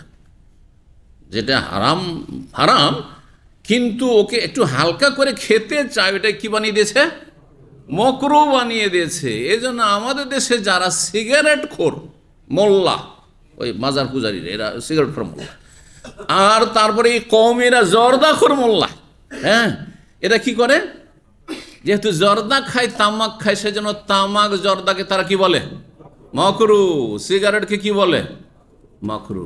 আমাদের মালদহ ডিস্ট্রিক্ট, ওখানে একজন পীর ছিল, আফজা ইলাম আকাদ্দামা, যদি মরে গিয়ে থাকে খবর টবর নাই, কারণ অনেকদিন দেশে ওইভাবে যোগাযোগ নাই সব বিদাতিদের সাথে। তো ওই পীর সম্পর্কে তার এক মুরিদ পরিচিত মানুষ ছিল, তার বাড়িতে এই পীর রাত কাটিয়েছে। বলছে আমার পীর সাহেবকে রাতে 2 প্যাকেট সিগারেট লাগে। আমার পীর সাহেবকে, আমার পীর সাহেব, আরে এত নোংরা খবিস জিনিস খেয়ে কি করে পীর হইল, যেখানে তার কাছে ধারে কাছে ফেরেশতা আসবে না, এত গন্ধ, আমি বসবো না তো ফেরেশতা কি করে বসবে? বুঝতে পারছেন না, পারছেন না? ফেরেশতা পেঁয়াজের গন্ধ হলে চলে যায়, পালিয়ে যায়, বোঝা গেছে? ছবি থাকলে সেখানে ফেরেশতা আসে না, যদি প্রাণীর ছবি থাকে তাহলে। হ্যাঁ, চিন্তা করুন তো, তাহলে কি করে সেখানে সুবহানাল্লাহ, রসুন পেঁয়াজ কাঁচা খেলে মসজিদে বারণ করা হয়েছে, খবরদার মসজিদে যাবে না, কারণ ফেরেশতা ওখানে আছে, ফেরেশতাকে কষ্ট দিতে যাবে না। ফাইনাল মালাইকা তাতাআজ্জা মিম্মা ইয়াতাআজ্জা মিনহু বনু আদম। তাহলে কি করে সে আল্লাহর ওলি হতে পারে? সে ওলি অবশ্য, কিন্তু কার ওলি? যার গন্ধতে ফেরেশতা পলায়ন করে, ফেরেশতা থাকে না, সে শয়তানের ওলি, এতে কোনো সন্দেহ নেই, কোনো সন্দেহ নেই। যেমন এখন দিন, এতে কোনো সন্দেহ নেই। যতই আপনি কসম করে করে বলেন যে এখন রাত, কেউ বিশ্বাস করবে? ঠিক ওই রকমই। জি, তো আমাদের ভারত উপমহাদেশের যারা বিড়িখোর, সিগারেট খোর, অথবা জর্দাখোর, তামাকখোর, এ গুলখোর, খৈনিখোর, গুটকাখোর, কথা বুঝতে পারছেন না, এই গুল দিয়ে দাঁত পরিষ্কার করে অনেকে ইন্ডিয়াতে। হ্যাঁ, গুল বুঝেন তো, বাংলাদেশও আছে। হ্যাঁ, এগুলোকে তারা কি করে দিয়েছে? মকরু। মকরু জেনে রাখেন মাসলা, যদি রোজা অবস্থায় কে গুল দিয়ে দাঁত পরিষ্কার করে, দাঁত মাজে, তাতে রোজা নষ্ট হয়ে যাবে। এটি হচ্ছে কোরআন সুন্নাহ আলেমদের ফতুয়া। জি, যদিও ভিতরে খেলো না, তা ওলামারা বলেছেন ফতুয়াতে, মানে খবিস জিনিস, এটি খবিস, তো মোটেই যায় না। আর এমনিতে এটা মকরু নয়। তো মকরু কথাটি আমাদের সমাজে হালকা হয়ে গেছে। কোনো জিনিসকে যদি খেতে হয় আর একটু খারাপ লাগছে সামাজিকভাবে, তাহলে কি করতে হবে? মকরু বলে দিয়ে খেতে লাগো, মকরু বলে দিয়ে খেতে লাগো, মকরু, বাস খাও। আচ্ছা, আর একটি আছে, কোনো কাজ যদি করতে না চাও, তাহলে ফরজ ওয়াজিব হইলে ওটা কি বানিয়ে দাও? শুনে রাখেননি আমার কাছে, সুন্নাত বানিয়ে দাও। কি করে দাও? সুন্নাত বানিয়ে দাও। সুন্নাত এটা যেমন শুনবেন অনেক আরবদের কাছে, দাড়ি কি সুন্নাত, ব্যাস সুন্নাত বানিয়ে দাও, জবাই করো। আমাদের দেশে যত দাড়ি মোনা সবার কাছে ফতুয়া শুনে, তারাই মুফতি, কি দাঁড়িয়ে রাখা কি সুন্নাত, সুন্নাত। আর তাহলে সুন্নাত হলে কার সুন্নাত? হজে ভিআইপি, বাংলাদেশের ভিআইপিদের সাথে 2 বছর আমি হজ করেছি মোয়াল্লিম হিসাবে। তো তারা করে কি, যেহেতু হিলটনে আর দারুত তৌহিদ ইন্টারকন্টিনেন্টাল আর ওই আপনার ইয়েতে কলেক্টর থেকে এসে আর তারপরে মেনা আরাফাতের খেমাতে থাকা, 4টে কথা ওদের জন্য, এত বিলাসী জীবন। তো দেখা যায় যে 10 তারিখে পাথর মেরে, পাথরটা কোন রকম মারে, না হলে ভাড়া করে নেই। ওই হিলটনের যেসব লেবার টেবারগুলো আছে তাদের সাথে কথা বলেছি, কত টাকা দিয়েছে একজন ভিআইপি শুধু 3 দিনের পাথর মারার জন্য? 300 থেকে 500 রিয়াল, 300 থেকে 500 রিয়াল। কারণ 15,000 রিয়ালের প্যাকেজে এসছে তারা, 15 দিনের জন্য এসছে, বা 10 দিনের জন্য এসছে, কত হাজারে? 15 লক্ষ টাকা, 15,000 বলছি, ভুল বলছি, 15 লক্ষ টাকার প্যাকেজে এসছে তখনকার যুগে। আজকে 2016-17 কথা বলছি। তো তাদের সাথে না থাকলে বুঝতে পারতাম না, তাদের শতকরা 90% হাজি সাহেব, এরা প্রায় প্রতি বছরে আসে, না হলে 2 বছর 1 বছর পর আসে। কয়েকজন তো ছিল প্রতি বছর আসে, প্রতি বছর হজ করতে আসে, পয়সা আছে, 15 লাখ টাকা দিয়ে চলে আসলো গোটা ফ্যামিলি নিয়ে। এক পরিবারে তো 16 জন একই ফ্যামিলির ছিল, গোটা বাস ওদের। তা আমাকে তারা রিকোয়েস্ট করলো, আর তাদের যে দায়িত্বশীল ছিল, যে আপনি এই বাসে শুধু 16 জন আছে, 50 সিটের ভিআইপি বাসে বা 40 সিটের, তাতে ওদের সাথে, এই ফ্যামিলির সাথে শুধু থাকেন। নাম বলছে না কোন ফ্যামিলি ছিল। হ্যাঁ, পুঁজিপতি, বড় পুঁজিপতি। তো যাই হোক, এদের অধিকাংশের অবস্থা কীরকম? 10 তারিখে যে এলো ওই মুজদালিফ থেকে, আসার পরে সকালে যে পাথর মারলো, যদি নিজে মারে তো খুব ভালো, না হলে তো ভাড়াইটা তো আছেই। আর তারপরে যে মক্কা গেল, আর ফিরে আসে না, আর ফিরে আসে না। তাদেরকে যখন বললাম যে এখানে রাত্রি যাপন করা আপনার ওয়াজিব বাকি থাকছে, পাথর মারা ওয়াজিব 11-12 তারিখ বাকি থাকছে, তখন তারা হানফি ফতুয়া নিয়ে এসছে। হানফি ফতুয়া কি? যে এই মিনাতে 11-12 তারিখে রাত্রি যাপন করা, 10 তারিখের পর রাতগুলি সুন্নাত, এই কথা। তো 1জন বা 2জন মাঝে মধ্যে এরকম বলতো যে শেখ, আমরা তো শুনেছি যে এখানে রাত কাটানো সুন্নাত। তো আমি দেখলাম যে যদি বলি যে না এটা হানাফি মজহাব, তো বলে আমরা তো হানাফি, আমরা ওই অন্য ফতোয়া মানি না, তো হানাফি, ঠিক কিনা? তাহলে আমাকে দাওয়াতি কাজে হেকমা লাগবে। তা আমি বললাম, তখন একজন ডাক্তার ছিলেন, সালাফি ডাক্তার, এবং মাশাআল্লাহ তাবারাকাল্লাহ, আবার ওই যে বড় পুঁজিপতি তারই ঘরের কিন্তু জামাই, ডাক্তার আতিক, তার নামটা বলি, কারণ পজিটিভ বললে, নাম বললে কোনো দোষ নেই, কিন্তু নেগেটিভ দোষ টোষ বললে নাম বলা যায় না, কারণ গীবত হয়ে যাবে, বুঝতে পারছেন মাসলা। তো এগুলো আমি খেয়াল রাখার চেষ্টা করি, যাতে কারো মানহানি না হয়, সম্মান হোক, প্রশংসা হোক। তো উনি ছিলেন আমার আলোচনায়, মেনাই খেমার ভিতরে। তো আমি দেখলাম যে এখন যদি বলি যে হানফি মজহাবে সুন্নাত, তার বাকি 3 মজহাবে ওয়াজিব, তো আমরা তো ওই 3 মজহাবের মোকাল্লিদ না, আমরা তো হানাফি, ঠিক কিনা? তা আমি বললাম যে কার সুন্নাত, টেকনিকটা শুনে, ওই যে কার সুন্নাত ওইটা, ঠিক আছে সুন্নতই তো, কিন্তু কার সুন্নাত? তখন তো দেমাগে কি হয়েছে, দেমাগ ঘুরে গেছে একেবারে, চক্কর। উত্তর দেন যে কার সুন্নাত? বলছে নবীর সুন্নাত। আমি নবীর সুন্নাত করার জন্য না ছাড়ার জন্য? উত্তর দেন। নবীর সুন্নাত পালন করার জন্য না ছাড়ার জন্য? বলছে পালন করার জন্য। তাহলে পালন করেন। তাহলে কি করেন? পালন করেন। তাহলে আরে সুন্নাতে রাসূলুল্লাহ আপনি ছাড়বেন, আপনার কাছে কোনো মূল্য নাই। ওয়াজিবকে সুন্নত বানিয়ে দিয়ে ছাড়ো, গিয়ে ঘুমাও হিলটনে আর ক্লক টাওয়ারে, বুঝতে পারছেন না, 5 স্টারে না। দাড়ি ওয়াজিবকে সুন্নত বানিয়ে দিয়ে একে ঝুড়ো, হ্যাঁ সাফ করো, নাউজুবিল্লাহ। তারপরে এইরকম বহু মশলা রয়েছে, সুন্নত বানিয়ে দিয়ে হালকা করে দাও, সুন্নত বানিয়ে হালকা করে দাও। ডান হাতে খাওয়া সুন্নাত না ওয়াজিব? ওয়াজিব। বাম হাতে খাওয়া হারাম। কিন্তু আপনি যারা বাম হাতে হ্যাঁ চা খাচ্ছে, বাম হাতে গ্লাস নিয়ে বোতল নিয়ে পান করছে, ওকে বলেন বলে এটা তো সুন্নাত। হ্যাঁ মানে আপনি হারামকে হালাল করার জন্য কি করলেন? আপনি ডান হাতে খাওয়াটাকে সুন্নাত বলে, ওয়াজিবকে সুন্নাত বলে। এইরকম বহু উদাহরণ রয়েছে। জি, কি বলতে গিয়ে বললাম, বাবু অধ্যায় রয়েছে বাবু মা ইউকরাহ মাকরু। দেখেন মাকরু শব্দটি কোরআন এবং হাদিসে ফিকহের পরিভাষা পরে এসেছে, কিন্তু কোরআন হাদিসে যে শব্দটি ব্যবহার হয়েছে সেটা আগে দেখতে হবে, ঠিক কিনা? আল্লাহ রাব্বুল আলামিন শিরক, খুন করা, তারপরে জেনা, ব্যভিচার, এই সমস্ত অপরাধগুলি সূরা বনী ইসরাঈল, সূরা ইসরাঈল বর্ণনা করার পরে বলছেন কুল্লু যালিকা কানা সাইয়্যুহু ইনদা রাব্বিকা মাকরুহা। আয়াত শুনে রাখেন, আল্লাহ বলছে এই শিরক, তারপরে খুন করা, জেনা করা, আর অমুক তমুক হারাম করা, বাপ মাকে কষ্ট দাও, এই পাপগুলি যে আছে 15টি সেখানে হেদায়াত রয়েছে। এই 15টি কাজ, হ্যাঁ, যেগুলি হালাল বা ওয়াজিব করতে হবে আর হারাম থেকে বাঁচতে হবে, এই হারাম কাজগুলি হচ্ছে আল্লাহর কাছে কি? আল্লাহ হারাম বলেননি, কিন্তু শিরককে কি বলেছেন?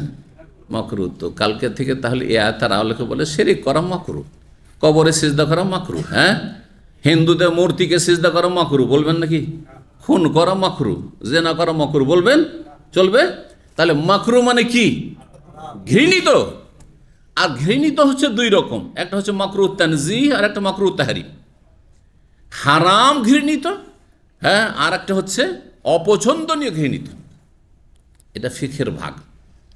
এই জন্য কোরআন হাদিসে যেখানে মাকরু ব্যবহার হয়েছে, শুধু মাকরু মানে মাকরু তাহরিম, সেটি হারাম, সেটি হারাম না জায়েজ।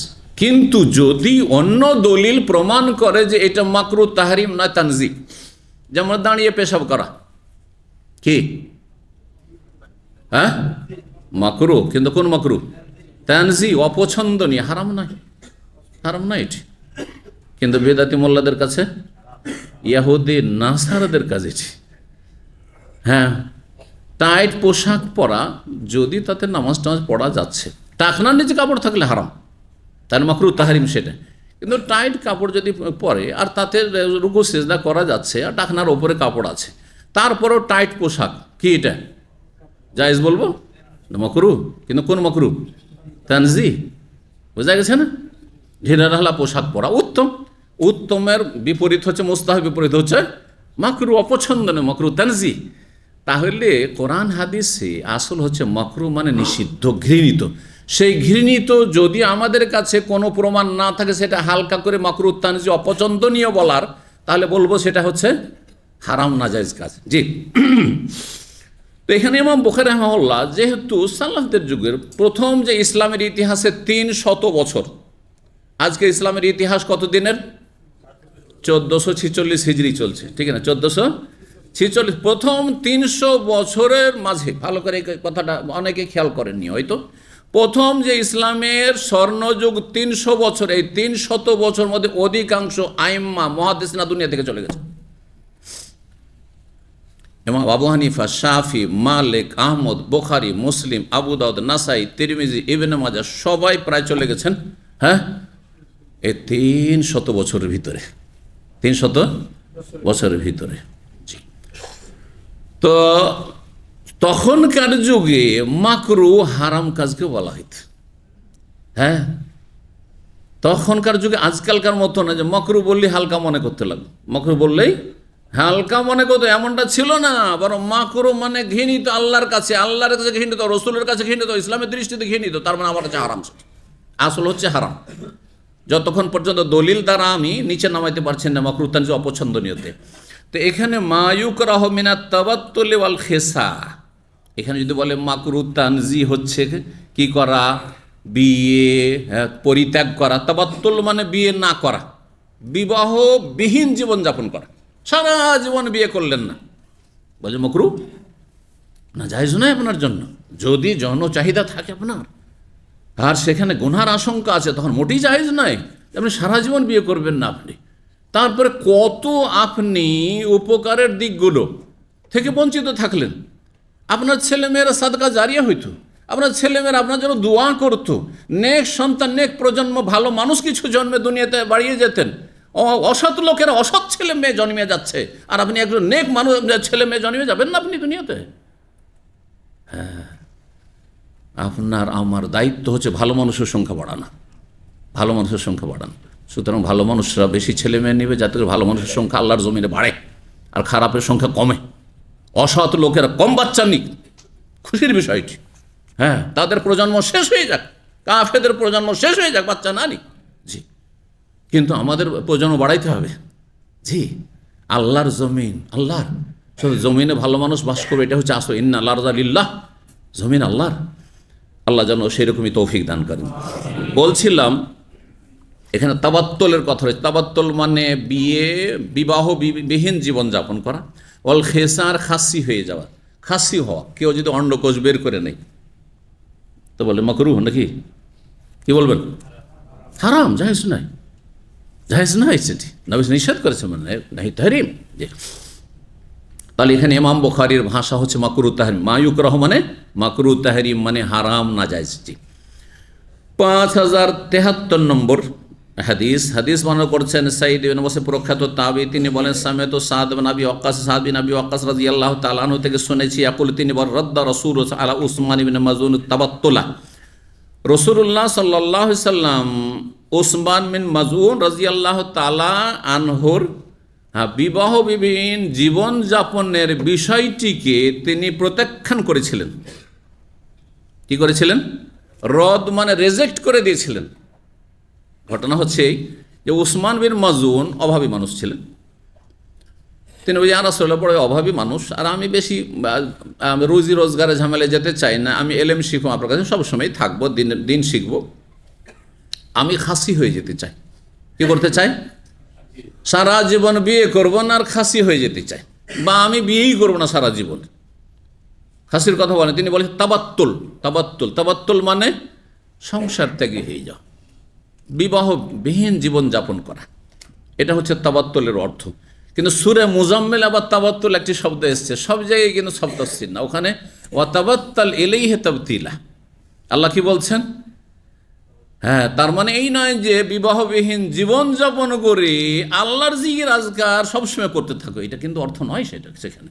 তাহলে তাফসীর অত সহজে আপনি শুধু একটা শব্দের একটা অর্থ জানলেই করলেন। তাবাত্তুল মানে সংসার ত্যাগী হওয়া হয়, বিবাহবিহীন জীবনযাপন হয়, যেমন এই হাদিসে রয়েছে, এখানে রয়েছে, আর অধ্যায় রয়েছে। আর সূরা মুজাম্মিলে যেখানে রয়েছে সেখানে হচ্ছে হ্যাঁ, কে হাফেজরা তার আগে থেকে পড়বে আয়াতটি, ওযকুর ইসমা রাব্বিকা, তোমার রবের নামের জিকির আজকার করো, মানে আল্লাহকে বেশি বেশি স্মরণ করো। জিকির সুবহানাল্লাহ, আলহামদুলিল্লাহ, লা ইলাহা ইল্লাল্লাহ, যত জিকির আজকার খুব বেশি বেশি করো। নফল জিকির আজকার, ফরজ তো আছেই, ফরজ ইবাদত বন্দেগী তো আছে, 5 ওয়াক্ত সালাত। ওয়াজকুর ইসমা রাব্বিকা ওয়া তাবাত্তাল ইলাইহি তাবতিলা, এবং আল্লাহ অভিমুখী হও। জি, তাহলে আল্লাহ রাব্বুল আলামিন ইবাদত বন্দেগীতে সর্বাত্মকভাবে তুমি মনোযোগী হয়, এখানে উদ্দেশ্য। যখনই সময় মিলছে আপনি কি করেন?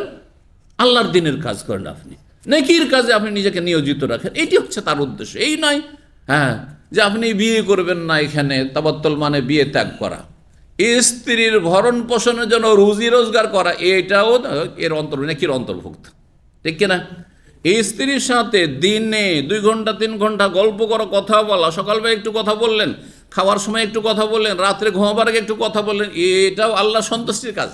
এটা আল্লাহ সন্তুষ্টকারী, এটা হচ্ছে ফরজ হক আদায় করা। কোনো কথা বললেন সকালে বেরিয়ে গেলেন, আপনি চুপচাপ বেরিয়ে গেলেন, ঘুমাইতে থাকলে স্ত্রী, আজকালকার অলস বিবিরা যে এমন আছে স্বামীকে নাস্তাও দেয় না অনেকে। হ্যাঁ, তুমি তোমার মতো, আমি আমার মতো। বোঝা যায় আজকালকার জীবন বড়ই কষ্টের জীবন, কিন্তু পারিবারিক জীবনটা আজকাল এমন জীবনটা আগে ছিল না। আলহামদুলিল্লাহ, আল্লাহ আমরাকে বাঁচিয়ে রেখেছেন। কিন্তু আমি অনেক দেখি, কলিগদেরকে দেখি, আমাদের জুনিয়রদেরকে দেখি, হ্যাঁ হতভাগা, সুবহানাল্লাহ। আসার পরে মার্কেট থেকে এক হাতে চা, এক হাতে একটা স্যান্ডউইচ নিয়ে অফিসে আসে, অথচ বিবি তার বাড়িতে আছে। আলহামদুলিল্লাহ, আল্লাহ বাঁচিয়ে রেখেছে এগুলোতে আমাদেরকে, বলুন আলহামদুলিল্লাহ। যদি আপনাকে এরকমটা করতে হয় যে আপনার স্ত্রী ঘুমাচ্ছে, জোহরে উঠবে, আসার পরে পাকশাক হয়তো শুরু করবে, অথবা শুধু তাই নয়, অনেক মহিলা বলে এবং অনেক মহিলার স্বামী বলে যে যতক্ষণ আমার স্বামী না আসবে অথবা আমি না যাবো ততক্ষণ আমার বিবি পাকশাকি শুরু করবে না। কাজকর্ম সেরে যখন জোহর পরে যাওয়ার পরে দুইজন মিলে কেউ পেঁয়াজ রসুন কাটছে, কেউ হাঁড়ি পাতিল রেডি করছে। নাউযুবিল্লাহ, এতে কোনো শান্তি আছে? কোনো শান্তি নেই এতে। আস্তাগফিরুল্লাহ, ব্যাপক আকার ধারণ করেছে এগুলো। ফিতনা, বড় ফিতনা। কি বলছিলাম? হ্যাঁ, দেখেন, পরিবারকে সময় দাও, এটাও আল্লাহর তামাত্তুল। বিয়ে করে, সংসার করে, ছেলে মেয়েদের প্রতিপালনে কষ্ট করে তার সাথে জিকির আজকার বহাল রাখা, এটা হচ্ছে আসল মুজাহাদা। কারণ এদিকেও তাল দিতে হচ্ছে, ওইদিকেও তাল দিতে হচ্ছে। আর শুধু মসজিদের সমস্যা বসে থাকবো, শুধু ইসলামের সেন্টারের সমস্যা বসে থাকবো, এটা তো সহজ। এটা সহজ, আমি কোনো কারো দায়িত্ব নেব না, শুধু আমার পেটের দায়িত্ব। এত সহজ জীবন তাহলে না, জীবনটা এত সহজ না ইসলামিক জীবন। জি, আল্লাহর হক আদায় করতে হবে, আল্লাহর বান্দাদের হক আদায় করতে হবে। কথা লম্বা হয়ে যাচ্ছে, তো এই অধ্যায়টা শেষ করে ফেলি আমরা। রাসূলুল্লাহ সাল্লাল্লাহু আলাইহি ওয়াসাল্লামের কাছে উসমান বিন আফফান কি চেয়েছিলেন? অনুমতি চেয়েছিলেন যে আমি সারা জীবন বিবাহবিহীন থেকে যাব। তখন নবী সাল্লাল্লাহু আলাইহি ওয়াসাল্লাম কি করেছিলেন? রাদ্দা, মানে রিজেক্ট করে দিয়েছেন, প্রত্যাখ্যান, না চলবে না, এটা চলবে না, বিয়ে করতে হবে। ওয়ালাউ আযিনা লাহু লাখতাসাইনা, সাহাবীরা মন্তব্য করছেন যদি তাকে নবী অনুমতি দিতেন যে তুমি বাচ্চা কাচ্চা নেবে না, বিয়ে করবে না, সারা জীবন এমনিটা থেকে যাও, তাহলে আমরা একবারে খাসি হয়ে যেতাম, যাতে করে যৌন ক্ষুধাই না থাকে আমাদের, খাসি হয়ে যেতাম আমরা। তাহলে খাসি হওয়াও জায়েজ নয়, আর সারা জীবন বিয়ে করব না এইরকম নিয়ত করা এটাও জায়েজ না। বিয়ের নিয়ত রাখতে হবে, হয়তো আমার লেট হচ্ছে, কারণ আমার পারিবারিক সমস্যা আছে, তো আমার অনেক বোঝা টানতে হচ্ছে, ইত্যাদি ইত্যাদি, সে বিলম্ব হইতে পারে, কিন্তু বিয়েই করব না, আমি একবারে এত ওলিউল্লাহ হয়েছে, না ওলিউল্লাহ না। যতক্ষণ আল্লাহর হকের সাথে আল্লাহর বান্দাদের হক আদায় না করতে প্রস্তুত থাকবে, ততক্ষণ ওলিউল্লাহ হইতে পারবেন না। জি, আম্বিয়া রসুলগণ সকলে প্রায় বিয়ে করেছে। দেখেন, নবীদের সুন্নত, বিয়ে হচ্ছে আম্বিয়াদের সুন্নত, কিন্তু আদর্শ। এখানে সুন্নত মানে ফরজ অজেব নয় এমনটা কথা নাই। আমি এর আগে বিয়ের হুকুম বর্ণনা করেছি, কোনো অবস্থায় বিয়ে ফরজ অজেব, আর কোনো সাধারণ অবস্থায় হচ্ছে বিয়ে হচ্ছে সুন্নাতে মুআক্কাদা, আর কখনো কখনো বিয়ে অপছন্দনীয় বা নিষিদ্ধ। যদি মোটেই আপনি স্ত্রীর হক আদায় করতে না পারেন শারীরিক দিক থেকে, আর্থিক দিক, তাহলে বিয়ে করা আপনার জন্য জায়েজ নয়। কিন্তু সাধারণ অবস্থায় আপনি একজন পুরুষ হিসাবে শারীরিক চাহিদা আছে, তাহলে বিয়ে করা, আর গুনাহ হচ্ছে না, গুনাহ হয়তো হচ্ছে না, কিন্তু বিয়ে সুন্নাতে মুআক্কাদা তখন। তাহলে সাধারণ অবস্থা এটা বলবো।